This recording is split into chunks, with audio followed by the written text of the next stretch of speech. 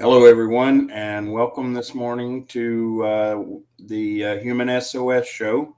Glad to have you with us. Just remind everyone, if you would, to be sure and let us know where you're joining from. And of course, as always, be sure to join in the discussion. We love to hear your questions and comments. So, Anton, you want to introduce our topic for today? Good morning, everybody. Thanks so much for joining. Today, we're talking about being a lifelong learner. And honestly, Kevin, as I was telling you yesterday about this, the reason I wanted to talk about it is I've personally struggled as of lately, maybe over the last 6 months or so, um, to learn as much as I used to learn. Like, I feel like I've been in a learning rut per se and haven't consumed as much, knowledge as I typically do. Uh, and I don't know if it was because of stress. I don't know if it's because I'm busy, but I feel like half time I'm just spending that time in areas that are not necessarily the most productive and justifying it for whatever reason. But just discussing that with you, with the audience, anybody that has any tips, any tricks, background. Like, I don't know if you guys know the Strength Finder assessment, the Gallup Strength Finder assessment. Learner has always been my top five. So like it's always been something that I enjoy doing. And I probably used to consume on average maybe 12 to 15 books a year. Over the last 6 months, I think it's been one. So starting with you, do you have any tips or any thoughts on what could be going on with me? Why I'm not learning as much as I used to? Well, let me start by welcoming Sherry and Sharon to our audience today. Thank you for being here, ladies, and look forward to hearing from you. And I don't know, and welcome, Professor Jagdish. Glad to have you. I think one of the things that we have to consider is that we go through seasons, and one of my uh, intents is always to learn something new every day, and I think uh, I think I'm pretty successful in it. And part of that is that I am about learning not just one way. That I have realized that I can learn from most anyone or most anything, even if I am prepared to do so. And uh, I know that reading books is a great way to learn and pick up knowledge and valuable in that regard. But sometimes I think we limit ourselves by thinking that our learning occurs just in books. And then I think we also go through seasons, especially learning in terms of learning major concepts, major principles, new things that are going to change. We go through seasons where we spend more time not necessarily learning those new things, but applying and practicing what we've already learned. Because the goal, I assume, as we learn, is to make use of it, apply it in our lives, and do something with it. And uh, the rate at which we do something with it versus the rate that we consume it changes. And that's why, again, I think we go through seasons of life. If we are learning big things a lot, you share what, 10 or 15 books a year, that's a lot of content. And I suspect what you read is a lot about learning and growing and different aspects. Think about trying to change, have 10 or 15 major concepts that you're working on in life at one time. And that's tough. Uh, and I know um, in my life, there was a season where I was working full time, going to school half time, and still had family at home. And during that period, I was learning a lot of new things, but how much of it I was applying is another question. And so, part of what we have to consider, yeah, we're learning it, but what do we do with it once we learn it. And intake of knowledge is great because it's a start towards wisdom, but sometimes we got to spend some more time on the other side of it, the understanding wisdom part. So that This is why I love hanging out with Wisdom Seeker. It's no, but honestly, like I'm just thinking here, and you're absolutely spot on. I started, as you know, everybody knows I've talked about it, but I started a new job in January, and I've been applying a lot of the stuff that I've been learning. I went to school for 2 degrees over the last 5 years, and you know, yeah, that's interesting. I've been applying and I've been learning a lot more on the job. So it's moment maybe that muscle is being trained elsewhere, not necessarily by books and things like that. That's yeah. Thanks for pointing that out. It's interesting, like what we classify ourselves. Like I did until I thought about that. I was like, oh, I stopped learning. I'm not doing that anymore. But you're right. I just changed how I'm learning. And just because I'm not reading books doesn't mean I'm not growing and I'm not developing. I don't know how many PowerPoint presentations I've read over this, last 9 months, and they're all new and information that I didn't necessarily know before. So that's interesting. I'd love to know from the audience, like, how do you stay interested in learning? Like, what keeps you engaged, keeps you moving forward?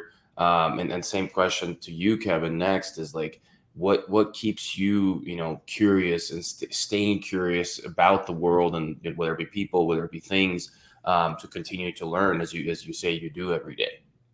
Well, and let me, Professor Dagdish, I think, makes a comment that's salient here. He says, what learning needs most is having an open and empty mind ready to receive new ideas.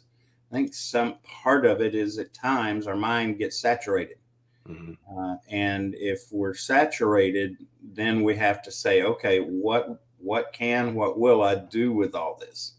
And begin to utilize it, because see, part of our challenge in our culture and our society is we've over indexed on attaining knowledge, and we see it all around. And I still marvel that people uh, lose a job or something, and rather than focus on uh, getting another job or growing into something, developing more, I watch all the time people go back to school. And why go back to school? It's expensive. It is evidence that degrees have some value in some places, but it's not the only option to learn. And uh, and so we just automatically are trained to go consume more knowledge. Well, what eventually we've got to do something with it, or we're wasting our time. Say gaining knowledge for sake of gaining knowledge, getting degrees, certifications for the sake of getting them, uh, just to have them, and all is, I guess, got some nicety to it. But at the end of the day, if we're not doing something with it, all we're doing is taking up brain space. And so um, we just have to get a different focus. That's why I push for wisdom, because the knowledge piece is just the start. And then we began to understand the practical nature of it, then we have moved into a different place. And that understanding is something that we get not by consuming more knowledge. We get by taking what we have learned and consumed, and we begin to use it in our lives on a daily basis. So, and then of course, the ultimate outcome is to shift to where we're using what we've got and seeing it from a place that is much bigger, including for me, is seeing things through God's eyes. And so, um, nothing wrong with learning. Again, I seek to learn something new every day. Now, that something may be I learn a new word. It may be that I learn a new way of expressing an old word. Whatever it is, but it just keeps me going. Plus, um, and I'm blessed that I'm wired to be curious. I drive people crazy sometimes. I remember years ago I was part of a wedding, and that with my father-in-law, and we were waiting for our turn or waiting to do our next step. And I kept asking him about, well, what are we going to do here? What are we going to do?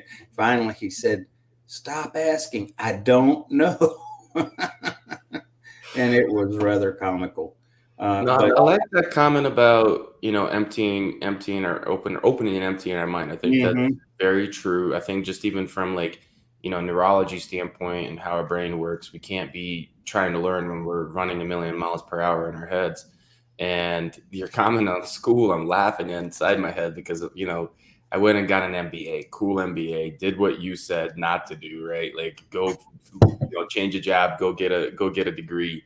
So I've been in my new role for 9 months in consulting, and yesterday was the first time I used my MBA or anything that I needed for that. Like super expensive degree that I'm still going to be paying for, a few more years, but just the one time. And it was for something I could have looked up on YouTube, honestly. Like I'm just telling you folks, I'm not against MBAs. Like I'm glad that I have those three letters next to my name because they got me the job that I have.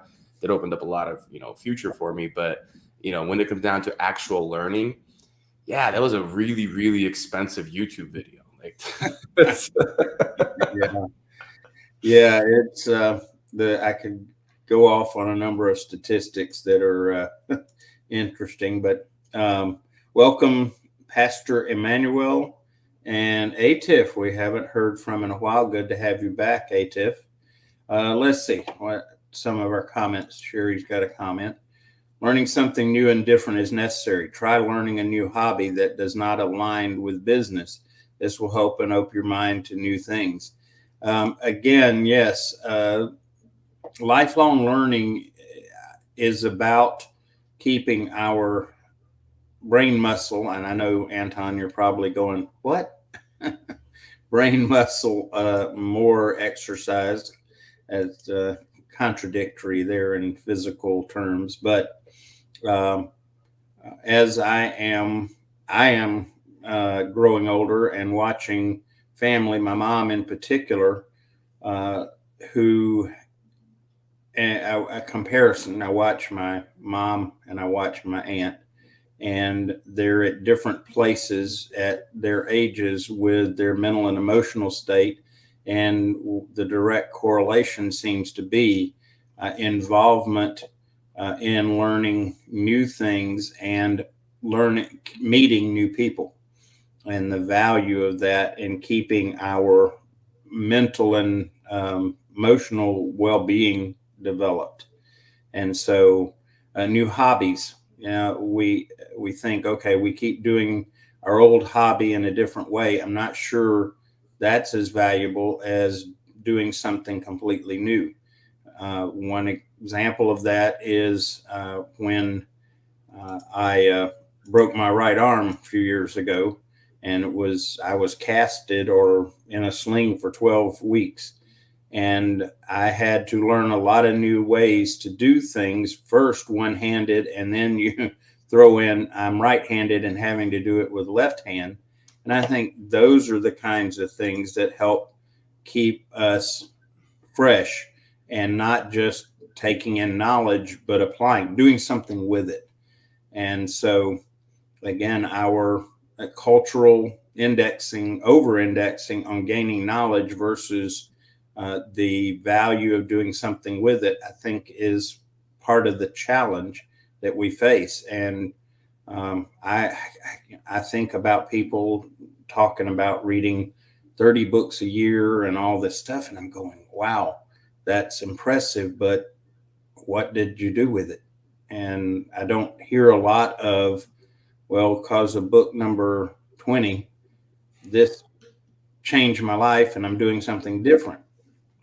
But you never hear that. You just hear everybody talking about how many books they've read. Let's see. Uh, yeah, Sherry echoed what was said earlier, that emptying ourselves is critical to learning new things. And that's a big deal. And then let's see. ATIF has a comment. Says, good morning, my friends. Usually learning takes place when our survival is at stake. For instance, pandemic taught us to wear masks and keep physical distance. In companies, learning takes place when when there is a psychological safety. Otherwise, people will feel a force of repulsion from learning, feeling they will appear incompetent during the learning phase and will lose their social status. Successful and smart people are not ready to learn easily because they believe they are successful. Yes, I think in some ways, I think of the people that have read the 20 and 30 books. Yeah, reading the books, but what have they done with it? And uh, so, interesting concept. And I'm not sure that many people in our culture are currently even valuing being a lifelong learner.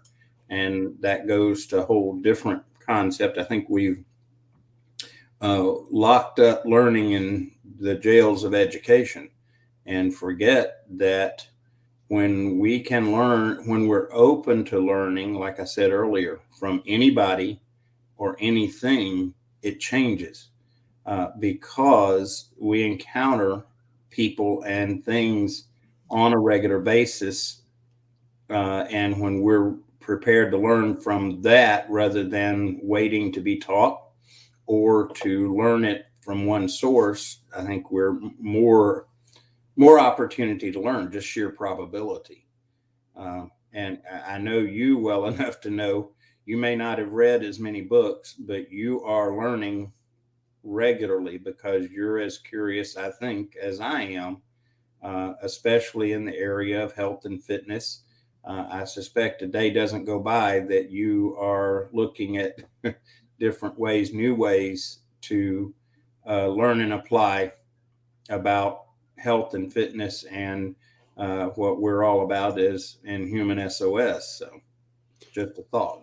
No, it's interesting to hear to talk about psychological safety, which comes back to the other comment that was made about opening our mind and kind of, being in a calm place, right? When you don't have psychological safety, you can't do that. And that just all proves that point. In order to be a learner, you have to find balance and peace. And, there's back to human sustainability, the health stuff you're talking about, the life has to be in a decent place. If your life is in shambles and craziness is going on all the time, you're not going to be in a good place to learn, right? And the other thing I'm hearing you talk, people read these books, and I used to be one.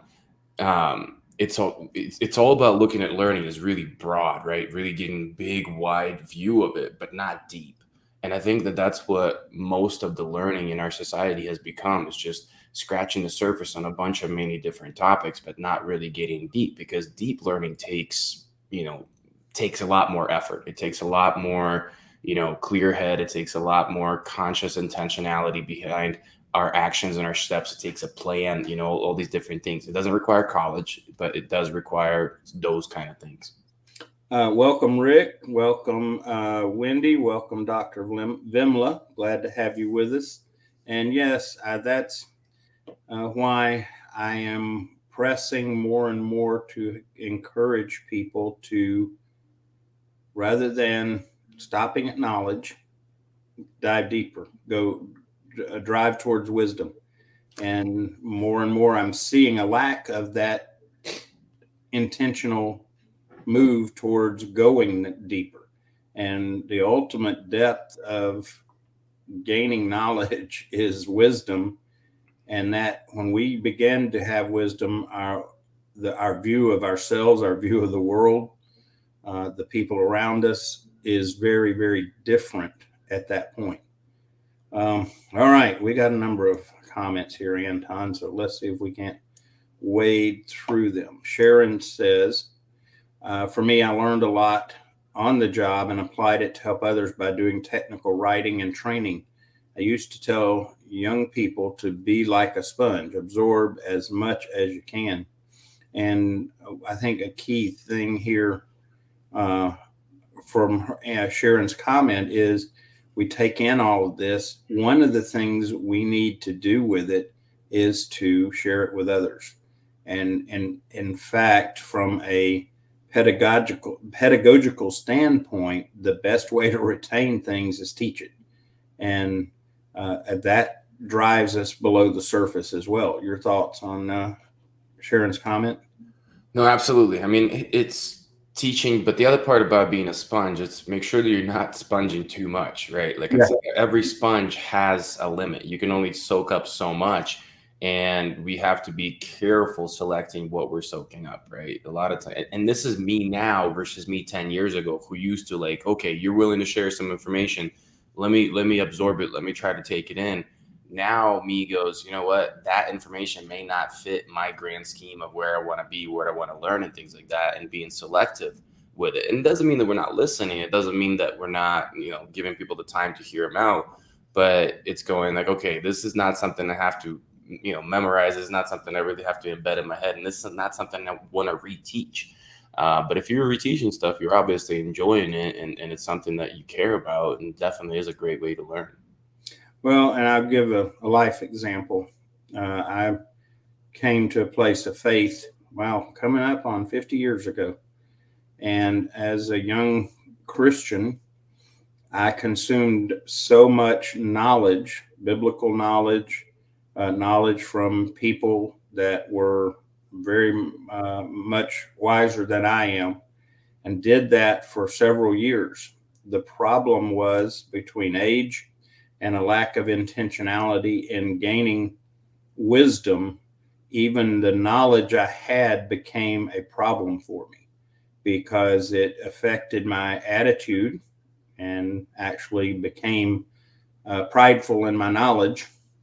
And as a result of that and the gifting that I had, I actually ended up harming relationships that I had that I could have made impact from because I was so full of knowledge but lacked the understanding and wisdom to go with it. And so I think that part of it is we've got to be intentional, not just to consume it, but make use of it. And even at that point, you begin to consider, okay, I have saturation limits, as you've mentioned. And if that's the case, I need to choose wisely what I consume. And like you just said, so key is, does it fit the vision for my life? Does it fit the mission and values in my life? And if it doesn't, it's not that it's necessarily bad, but it just isn't what is important. And we can take that time and energy and use it in other ways. If we're if all we're after is just to consume knowledge because that's supposed to make us smarter, better, then it's okay. But if your goal is for it to apply, then we're going to have to go through seasons of application in our life. And and that's part of a life, to me, part of a lifelong learning process rather than just that I got this new book, new knowledge, nice, go on about my business. um, Rick makes a comment I can so identify with this one. Says I was one of those that got more joy out of seeing how a toy worked rather than playing with them. My grandsons have that trait as well. I'm with you, Rick. I did more taking toys apart to see what was going on in them than I did playing with them. Sometimes, unfortunately, when I was done, I couldn't play with them at that point. But I did get to a point where I could make it work to play with it again. Anton, you ever been like that? I don't know if I'm that like engineering minded. Okay. I was never really into toys, to be honest with you. Like, I mean, part of it is that we were not well off. Like, we didn't have a lot of toys where I came from. We just played. Like that's what we did. We just played. Getting a new soccer ball was like the thing for me. Like, so I don't know. I didn't really get into that much when I was young. Well, you got to at least share a little bit about your growing up because not everybody understands where you're coming from on it. So you need to tell everybody a little bit about that. Yeah, I grew up in Ukraine, in Crimean Peninsula. So like where the initial war between Russia and Ukraine started in 2014. That's where I was raised until I was 13. So if you don't know what USSR was like, that was my first 6 years. And even though we were fine because my dad was a mayor in my city, I had a chauffeur, but like when it come down to like things like that, Ukraine was very different. You didn't have these fancy toys, you didn't have these things that, United States has. Sure, some parts did, but not really us. So my upbringing is very different. That's why sometimes my views are a little different. Like, I don't relate with my generation very much because I feel like I relate more with the generation prior to mine than my generation because it's just society was behind the United States, where I was raised. But if you guys didn't know, now you know. There you go. Yeah, and that's part of the reason that and I have a lot of respect for Anton, and we get along very well because he has matured and grown a lot early, more than I was at his age. So it helps. Professor Jagdish makes a great comment. I like this. I'm going to borrow this, Professor. Whether at 20 or 80 years of age, once you stop learning, you're old. And so I like that. I hope I can borrow that from you because that I think is a very insightful comment. Let's see, Dr. Vimla. Good morning, friends. Lifelong learning is not for certification, but to gain knowledge in different domains and apply that in our lives. Indeed, that's what is. I think we're finding the missing ingredient here is that, yeah, consume knowledge, gain it, but why? And what are you going to do with it? No, to Professor's comment, like that 20 or 80 years of age comment, it's so true because our brain can continue to adapt. Our brain builds new neural pathways all the time. You could end it like there's research nowadays that a part of your brain could eventually like shut down and die and not being used. But if you continue to challenge it, it can grow neural pathways around it, and it's almost like new highways of information are created to deliver things and work in proper ways. And it doesn't just apply to learning, it applies to everything that we do in everyday life. But it is built and accomplished through learning, through experiencing new things. So that comment is spot on. Yeah. And I have to share that Professor Jagdish and Dr. Vimla are colleagues, if you will, in what I'm doing with International Institute of Influencers, an education movement that's going on, and it relates to what we're talking about here. That we got to look at learning and all those processes differently in terms of our formal system. So good to see these comments because part of it we talk about it, and our big push is the phrase is humanization of education and getting where education is about the person, not about the system. Let's see.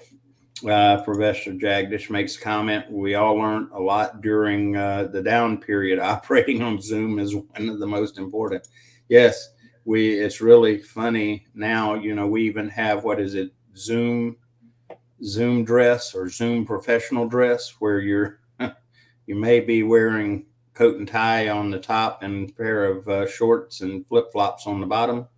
And so, yes, we've had to learn an awful lot during that and adjust. Let's see. Sherry makes another comment. Being in technology constantly overflows our minds. Learning something that is hands-on can help with creative ideas in business as well. Thoughts? Absolutely. I mean, it's funny because like all these comments are spurring, I started this conversation with I'm not learning, at least on my own outside of my job as much as I used to. And Sharon, you're spot on. I'm way more in technology than that ever have been. So I sit in front of a computer screen way more, part of my life than I used to. And one thing that I think I used to do a lot that I haven't done in a long time is work with my hands. One of my favorite things used to be, redoing furniture. And I haven't done that in a couple of years, and that's something I think I need to get back to is learning new techniques, new ways of doing things. I think that was fueling a lot of the learning outside of that. You're spot on. Welcome, Wendy. I'm not sure I gave you a shout out. My apologies. Good to have you with us as well. And well, interesting. And being a trainer of trainers, one of the and also helping this current group that I'm teaching. I have 40 students that I've been working with now. Wednesday will be our fourth night together, but we talked about the process of learning, and that application is the ultimate demonstration of that. And most of the time, that involves something hands on, even if it's typing on a computer. But the way we remember things better ultimately is in application, doing something with it. So the more we can include that as part of what we're doing makes a difference. Let's see. Sharon has another comment. This is great, everyone, by the way. Love the comments. That just makes it very valuable. And she's talking about gaining knowledge and applying it our everyday lives is very important. And she was agreeing with Dr. Memla. And then Wendy says we should always be learning forever. I agree. And I think the key is not only learning, but doing something with what we have learned, make use of it. Uh, Otherwise, again, we're just putting stuff in our brain that, frankly, sometimes, and this is an age thing, is we get so much in our brain and that it, and Anton, I'm sure you probably give the explanation physiologically on this, but as I get older, retrieving some of this information becomes a challenge. And I think part of that is because we over indexed on knowledge, and we have knowledge that's interesting and useless for what we're doing, that crowds out the pieces that are important. And I think of like a hard drive on a computer. The more you fill it up, the closer it gets to capacity, the slower it becomes. And as much as I don't like comparing humans to computers, there are some viable comparisons, and one of them is processing information and memory. And as I grow older and I watch others in the same boat, it becomes a challenge. So, yes, learn, grow, but be considerate of what we're bringing in, because it may be that it really doesn't point us in the direction, doesn't support us in our narratives we need for where we're headed and what we're doing. It may not be counter to it, but if it's not productive forward in it, may consider, I don't know, may not need to focus on this one and focus on other things. Your thoughts there, Anton? Absolutely. I think it comes back to the comment about depth versus, width of learning, right? It's Mm. if we have depth of learning, we're building information on top of information that's interconnected. They're not scattered all over the place. And I think for our brain, it's easier to, use that information over and over because it stays connected. Anytime I build something on top, I'm still maintaining connection to what I learned in the beginning, what I learned at the bottom. There's constant, reminders that are happening in our brain. And back to the comment around those neural pathways, the highways of information, they're staying open. But if we're constantly scattering, we're trying to build so many different highways that are not interconnected, and it becomes a mess. So I think it's definitely important to do that. Sounds like Atlanta traffic. Oh, well, and one of the, again, a learning concept that has gotten missed so much, and that's association. And the more we associate what we know with new things we learn, the better we understand and retain it. And rather than just learning new things for the sake of learning new things, once we begin to associate the new things with the known things, then it makes sense, and we retain it rather than, or we retain it in a usable way rather than just having it. Sherry makes a good comment, says, cook something fun, build something cool, invite others to join in. This will help. That is a part of it. As we learn, we've got to remember part of the purpose of learning is for us, of course, but the other part of it, and it's a hand in hand piece, two sides of a coin, any whatever phrase you like, is that we learn things, but part of the reason we learn them is to help with others and include them in that. Uh, let's see, Dr. Vimla agreed. Knowledge should be transformed into wisdom. Indeed, that's the deep dive that Anton keeps referring to. That we need to again go beyond just obtaining information. Especially, there was a time where having the boy, I'm gonna really show my age here. Having that information was handy because the option is if you didn't have it, you had to go back to a bookshelf somewhere and pull out encyclopedias or dictionaries and look it up or whatever. Now all we got to do is give a Google or Siri command and we can find most anything at hand. So why clutter unnecessarily at this point in time, but rather what can we do with it and apply it? Welcome, Waiswa. I hope I pronounced your name correctly. Thanks for being here. And let's see, Sharon. Boy, this is great, guys. Again, I can't thank you guys enough for the engagement. Used to teach for a long time and felt like I made a difference in the lives of people by helping them learn and achieve goals. That's part of it. Giving it back. And in fact, again, I'm gonna go. I'm in my realm here, Anton, so I'm gonna go nerd on there, buddy.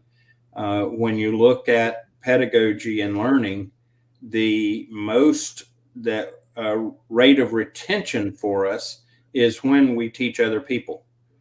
We read and hear it as different levels, write it, but ultimately when you begin to teach what you've learned, your retention rate of that information goes up to 90 to 95%. And so making Sharon's experience of sharing with others to help them learn benefits us as well. And I think that ties into something that you talk often about is vision, mission, and purpose. And if we have, especially for teaching something that fits into those things, it just motivates us to learn better. It motivates us to teach better. It motivates us to enjoy the process. I think that's an important thing to maintain lifelong learning abilities, is to not just look for the outcome of knowledge, is to enjoy the process of learning itself and feel like we're not just filling ourselves up full of information, we're preparing ourselves to make ourselves useful. I think that's a really important feeling to have as a human being, is being useful. And when we feel that, it encourages us to continue to do the things that we've done to get to that feeling. Yes. And our primary usefulness is for each other, is to help others. That's where our stories become so important, because it's our stories of overcoming and dealing with adversity that encourage others. And part of the way we overcome is by what we've learned and applied. To keep it very simple, those of us that have touched the hot stove and got the scars to prove it, hopefully at times we can tell others, don't touch the hot stove. See, I've got the scar to prove it. And hopefully they pick up on it. Now, some people are going to have to touch the hot stove for themselves, but that's all part of go movie here, Cycles of Life, or what was that, Lion King, or I don't know. I think you're right. I think it's the song that you're talking about in the movie. Talking about cycles of life. Well, that's what that's there for a kid's animated movie. There was a lot of good insight in there. So let's see. Sherry comments that she experienced pride in knowledge as well. Knowledge is not for gaining and holding. It's, knowledge is to be practical and shared. I mean, that is so important. Let's see here. Dr. Vimla talks about, in my opinion, we should follow LLL to our last breath. Okay, Dr. Vimla, you recognize triple L? First three words that come to my mind is learn, listen, lead. I mean, There you go. Dr. Vimla, you may have to clarify the triple L for us, and I'm sure it's a very salient comment, and so appreciate clarification on it. And let's see. Rick says, do we not delay or reduce the possibility of developing dementia with keeping our brains stimulated? All right, Anton. Absolutely. Coming back to the neural pathways things I was talking about, we're stimulating the highways. We're using the highways. If it's just like, if you don't use the highway and it just, nature is going to take over and it's going to overgrow it in our real life. In our brain, if we don't use the highway, we don't use those information pathways, we're going to have a hard time accessing them and navigating through them. So you're spot on, Rick. Okay. Sherry clarified for us. It's too obvious, Anton. Triple L. We already made an acronym from something just to think within the show. We are, and we see the value of the village here, Sometimes we miss things. Yes, I agree with you. Lifelong learning is forever, Dr. Vimla. And thanks, Sherry. Sometimes we are so close to things we don't see the obvious. Or as I tell people, the obvious ain't so obvious sometimes. Pardon my poor grammar. And I like Sherry's comment about this. The best way to teach is to learn together, be co-learners. And that is very true. And, I do part of what I do in my workforce development is I'm training these groups moving into the apprenticeship program. And one of the concepts I try to get them to grasp is learn with your fellow students. That means don't coexist, but co-learn. And that by doing co-learning, we're teaching each other as we learn. And there's a much higher rate of retention that way. I try to get people to learn without memorizing, because we've been so conditioned that the best way to learn stuff is memorize it. And it's ineffective. Ask anybody what language they took in high school and then say, okay, talk to me in that language. And they look at you like, huh? I think another point to that, Kevin, is when we learn together, it's like, right, when many people can reread the same book and get different things out of it at the different time. Bible is a great example of that. Mm-hmm. When we learn together, we're applying that principle, but at the same time, instead of you experiencing that book at different times because your brain is yourself in a different place, that occurs simultaneously because each of you that's learning that is at a different place, and you may capture a different piece of information from a same sentence or interpret it differently. And the wider the perspective, the better the learning. Yep. And that's the concept of co-learning. And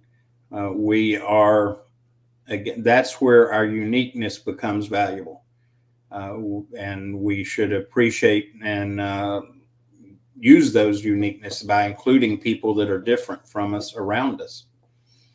Sharon makes a comment, share your knowledge with others and help them grow.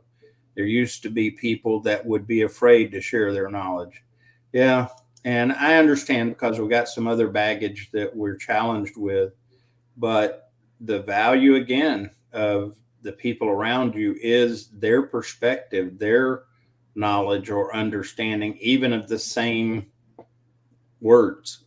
And that's such a valuable part of it.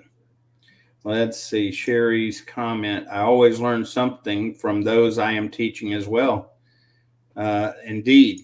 I was telling my class last night, I said, what y'all don't understand is there's two values that I get in being a part of this group and teaching. Is one, to watch them get those aha moments. And it's just, if you've ever taught, trained, whatever, and experienced that, you'll understand. I did not understand it until I finally formally taught, and then I watched and realized, boy, that's where a real passion is. The other, though, is as I watch and observe and am open, got to be open. I learn from the folks that I'm teaching all the time, and it's just such a value. Okay, let's see here. Sharon makes comment that it's so true. Some people have to touch the stove, get burned, and then they'll know not to do it again. And sometimes the value we bring is not to tell them not to touch the stove, but to be there and help them take care of the burn after they've sustained it. And so, yeah. And something, Sherry makes comment, and this is something we have to watch for. We get stuck in the weeds sometimes. That's the value of being around others. And your comment, Sherry, about co-learning, because when one of us gets stuck in the weeds, the other one can be there to help us go, hey, don't you see the trees? Yeah, you see the forest, but you're missing the trees. And that's what memorization a lot of time does, right? You said don't learn it by memorizing, and when we memorize, we may miss the whole concept. We can regurgitate what was said, like, oh yeah, I'm listening or I'm reading, but like, did you actually understand the big picture and how those two concepts I just mentioned connect together? And that's wisdom, right? Knowledge is being able to repeat a textbook. Wisdom is being able to really, from a high level, understand it, apply it to real life, and then, modify how it's applied. We learn, unfortunately, our formal learning process is about learning something long enough to pass a test. And that's why, as we've struggled in education with schedules and the like, is if we protect schedule of our learning processes, because if we go too long between having time together, we end up losing information. And the problem is it was never retained. It was learned long enough or memorized long enough to pass test. And so the challenge, and I'm gonna probably get in trouble for this one, but we've got a lot of very highly educated people with not a lot of common sense, and especially not wisdom. And that is showing up in our culture, and we're seeing the negative consequence of that. Welcome, Elsie. Glad to have you. Certainly. Thanks for being here. And so lifelong learning, I think, is one of the antidotes to the problems we have with education currently. We don't learn just for 16, 18, 20 years and then stop. If we do, it's unhealthy. Our brain atrophies, our processes get stuck. Right? Is that accurate, Anton? For sure. And the thing is, on this, it comes back to what I was talking about, learning to enjoy the process of learning versus just seeking the outcome. So if you're just seeking the outcome of a degree or passing a course or a test, like, that's not going to serve you long term. You have to enjoy the process of learning. You have to find pleasure in obtaining information, being able to use it, because that's how you actually be a lifelong learner. And this is I'll try not to chase a rabbit too far, but we think of success as an event, and the reality is success is the journey. It is falling down and getting back up, minute by minute, day by day, those kinds of things. That's where success occurs, not in the outcome. And we have been trained so much to be outcome based. And the problem is that if we really answer the question, can I control it? Can I influence it? Outcomes quite often are the last thing that we can control and influence. But we can control and influence our journey, and that's by our choices. Welcome, Lee. Glad to have you back. Anton, I don't. Lee was with me yesterday, Oh, and cool. he was explaining he's been on a kind Did of he a explain? holiday. Did he explain what you wanted him to explain? What was that? Like, oh God, it was like a. It's not, like almost like a political term. It was a very like something Oh, that you know what I'm talking about, right? I remember we talked about it. We'll have to, Lee. We've got a question that Anton and I came up with. We're going to have to revisit to be able to ask it in a salient fashion. Uh, but yes, Lee's back. He was off for a couple of months there, and so welcome back. And so Triple L, we've got a new acronym or new way to refer to it. Uh, some of us are quicker on things than others, and sometimes I'm not the quickest, but uh, once I get it well. And let's see here. And Dr. Vimla agrees that process of learning. Maybe that's part of the down or the uh, what obstacle to being a lifelong learner is we're so focused on the outcome rather than the process. Maybe that you ask a question in the beginning. Maybe that's the key right there. You have hit on it. Uh, And that's and why I like our shows, right? We talk through some of this stuff. I don't have the answers. I just have thoughts and ideas, just like our audience does. And interacting with our audience and with you helps me to process, some of these things and come up with a better way of saying it. But the one other thing that my mind comes to, but to enjoy the process of learning, I think we have to label ourselves, or more importantly, get rid of some bad labels for ourselves, right? If you grew up to be a bad student because the school traditional education system wasn't serving you like it does in most people, well, now I'm not a learner. You yeah, classified yourself, and now for the rest of your life, you avoid learning because it connects to that perception that you had of yourself as a young person. And we have to get rid of that. We have to classify ourselves as a learner and somebody that actually enjoys that, to continue to do that into our later years. well, and again, I'm keep chasing a few rabbits here, but one of the biggest systems in our culture that is causing issues for all of us, and this is something I'm trying to get people, human resources people, hiring people to understand, or even field supervisors. The education system is the most accomplished in putting people out with the big L on their forehead because we didn't fit the mold. And unfortunately, that affects about 70% of the people out there, that we get labeled as losers. And as you were just saying, we can't learn. No, we're all capable of learning. It's a matter of how we approach it and how it's approached with us. And so, real important. Sherry's comment kind of fits here. Some things should be unlearned, such as negativity, bad habits picked up along the way. We're at a point, it's interesting that we're at such a point that we have to unlearn so much because of the systems around us and where we are culturally.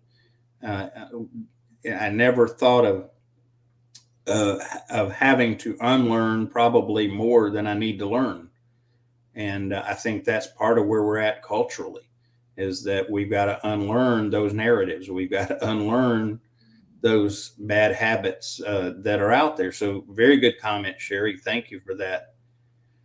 Or unlearned perspectives.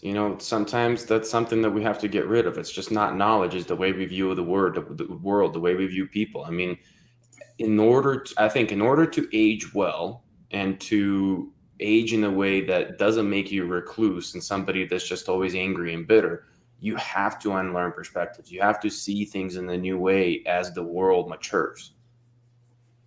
Being willing to unlearn. Yeah. And that goes to a different characteristic, and that is humility. Part of the value of humility is, yeah, this is what I've learned, but may not be forever something. The number of things that are truly core truth and things that are not changeable or immutable are not that large. The rest of it can be grown with. It can change. It can grow and get different perspectives. And I like Lee's way of putting this another way, and another perspective on it is you need to enjoy the journey more than the prize. See, I think we have made success a prize. And unfortunately, we don't always get the prize, not in those terms, but we get the prize. The value that we get is the learning and growing along the way back to what we can control, our journey. And when we can focus on that, and because, everybody knows Anton and I are big about helping people manage stress in their lives. When we can focus more on the journey rather than on the prize, our stress levels go down, because the more we're chasing the prize and not attaining it, that causes our stress level to go up, because we get frustrated, hopeless, a lot of different things. Thoughts on that one, Anton? Not necessarily just that one, but your word humility. You said humility, and I think just tying it back into our conversation, that's a huge component of being a lifelong learner. If you're not humble and you feel like you've gotten to a point where you know it all, what's the point of learning? Why should I continue to engage my mind, continue to investigate new things, be curious? I got it down. I would imagine myself, if I didn't have that, getting old and going like, hey, I've lived a long life. I got everything I need. I'm wiser than these young ones. And that's where there'll be an issue, because as the world matures, younger generation brings in new perspective, new knowledge, and it opens up, areas that we didn't have before. So humility is very, very important to be the lifelong learner. Welcome, Jane. Yeah, it has been a while. We're glad to have you back. It's kind of like a little bit of a reunion going on today. This is good stuff. People that have been around with us for a long time. And Jane makes a comment that this is fascinating. Being willing to unlearn is so important. We can all learn to open our minds to new perspectives. We're too focused on our own opinions. Indeed. Again, the amount of core truth that is immutable and unchanging is not that great. And the more we can figure those things out and then be open that the rest of it can be grown or changed or unlearned, when we approach it that way, it makes a huge difference.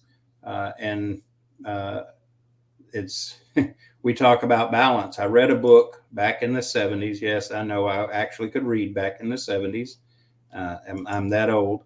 And read a book back in the 70s. It was very profound about perspective on balance. It's called Balanced Christianity.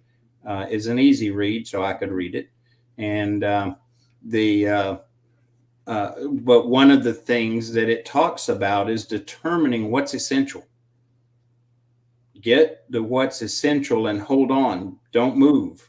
But if it's not essential, you can learn. You can grow in it. You can get a new perspective, a better perspective, and go deeper with it. Indeed. I will share out. What's our time? Oh, wow. We're running out of time here. An exercise I've introduced to wisdom seekers, I encourage you to consider, and it's related to going deeper. And it's a 3-step journey or process. Disconnect, whatever that looks like for yourself. For me, and I think many of us, disconnect from the noise of the news. Then observe. Take time, look inward, look outward, look around us. And then lastly, whatever we observe, begin to figure out, where is the wisdom in it? Where's the wisdom? And when we can do that, our perspective changes remarkably. And for me, it helped me to go from being a reactionist to being responsive. And it's, I have been good over my life, embarrassing myself by being reactive and foolish. And now I think I'm getting better at it. Now, some might disagree. Some may say I still react. But so disconnect, observe, seek wisdom. It's a process. And I think when more we do that, the more effective at being a lifelong learner we are. Closing thoughts, Anton? Just honestly, I always just want to thank audience because I don't always have the answers. I came here with a question of what's going on between you and Kevin. I feel like I can get back to learning, or at least even seeing myself as a learner again. And I'm just thankful. I mean, honestly, that's the biggest thing that I can always say to our audience. You guys rock. I'm so blessed to have Kevin. I'm so blessed to have all of you, and hope everybody has a great day. Likewise, brother. I appreciate you, and yes, we have great time learning together, and encourage everyone to come back. By the way, I enjoy watching you guys chat among each other. That's fun to me, and so hopefully you can join us again. And at the end of the day, we're about human SOS, and everything that we do on here is to help each other and others to be sustainable, because unfortunately where we're going currently is not going to sustain, and it concerns us. So glad to have all of you as part of the movement of human SOS to gain sustainable culture in our lives. So thanks. Look forward to getting back together next Tuesday morning. Love to hear suggestions, ideas from you all about our topic. We love exploring topics that you suggest, and we can dig in and grow together and co-learn. I think we're going to have to adopt that one. I think part of what we're about in this movement is co-learning, is to walk through this together. So thanks, everyone. Take care. We so appreciate you and look forward to next time. And God bless for a great rest of your week. Bye.